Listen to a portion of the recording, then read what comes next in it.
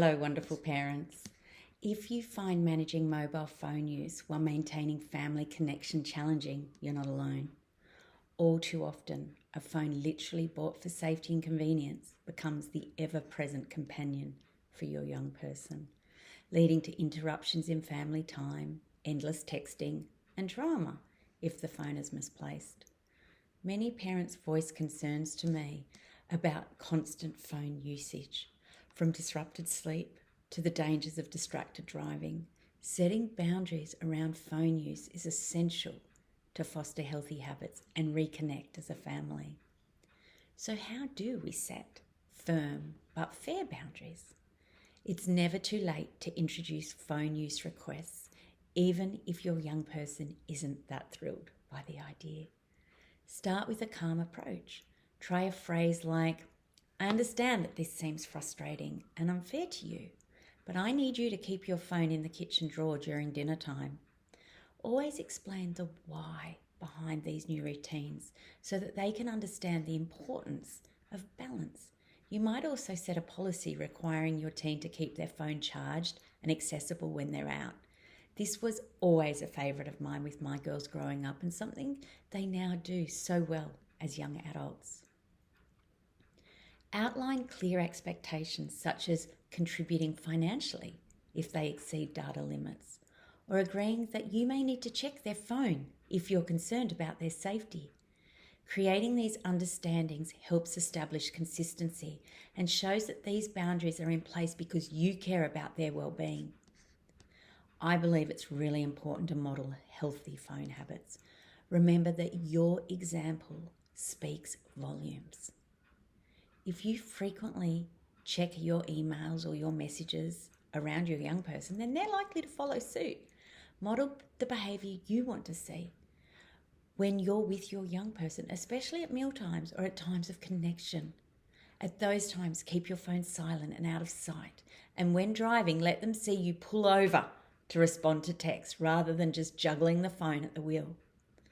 By setting this example, you demonstrate that it's possible to prioritise human connection over screen time.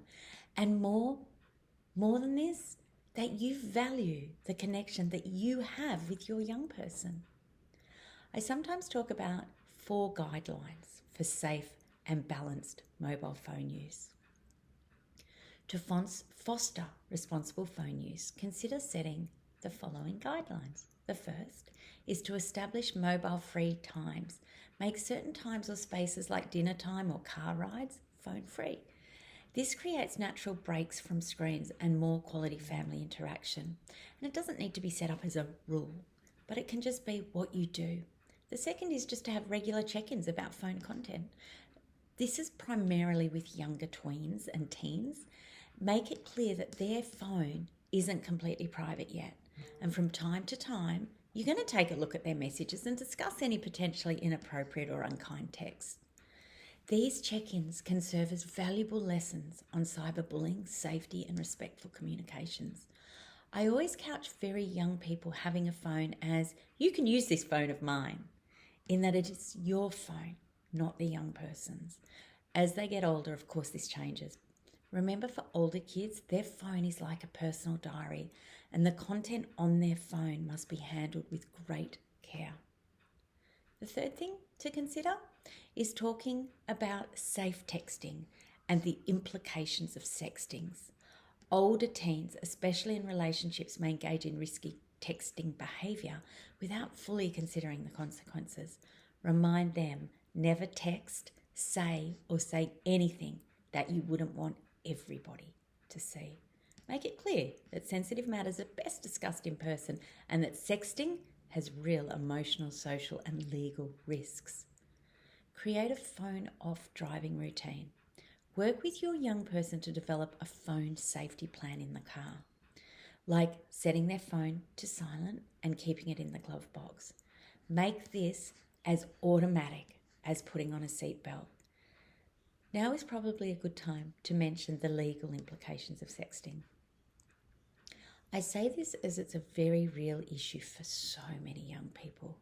As such, I believe it's crucial to help your teen understand the consequences of sexting. It's true to say that sharing or sending explicit messages can lead to severe legal issues, including potential charges of disturbing child pornography. I encourage open, judgment-free discussions about these topics so that your young person is aware of the personal and legal stakes. As this video comes to an end, I'd like to share some final thoughts on managing mobile phone use with you. Remember, setting boundaries around phone use doesn't mean cutting teens off from their devices altogether. It's about teaching them healthy habits, practicing safe phone use, and fostering strong communication with you and with others. And with patience and consistency, you can help them enjoy the benefits of staying connected without losing focus on the moments that matter the most. For more detailed guidance on how to attune better with your teen, head over to the Better Parent Academy and explore my course, Small Changes, Big Impact, or my Taming Tech course, or even pick up a copy of my book, Taming Teens. You've got this. I wish you joy in your parenting.